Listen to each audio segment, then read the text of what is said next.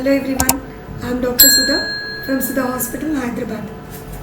ఈరోజు వీడియోలో 4th stage of labour గురించి తెలుసుకుందాం.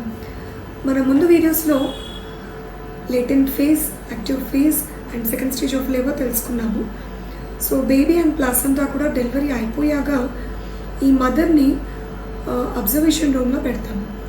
ఇప్పుడు ఏమేమి చెక్ చేస్తాం ఈమె pulse every half an hour చూస్తాం.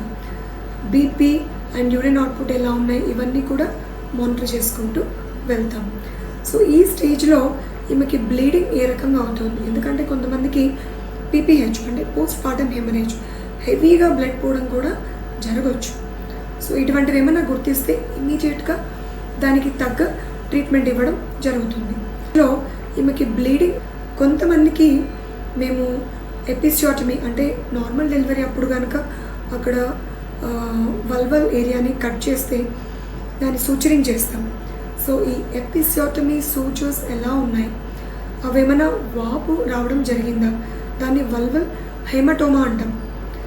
ఇది ఏమన్నా గుర్తిస్తే కూడా ఇమ్మీడియట్గా లోపల ఏమైనా బ్లడ్ కలెక్షన్ అయిందా ఇది చెక్ చేయడం జరుగుతుంది. అండ్ ఈమె మదర్ కండిషన్ ఎలా ఉంది, అండ్ డెలివరీ అయ్యాక ఈమె యూరిన్ పాస్ చేసిందా, అట్లీస్ట్ 6 hours లోపల ఈమె యూరిన్ పాస్ చేయాలి. సో ఇవన్నీ కూడా మేము అబ్జర్వ్ చేయడం జరుగుతుంది. So 4th stage of labour is also very important. మన నెక్స్ట్ వీడియోలో ఈ ఎపిసియోటమీ అంటే ఆ వూండ్కి కేర్ ఎలా తీసుకోవాలో తెలుసుకుందాం. Thank you.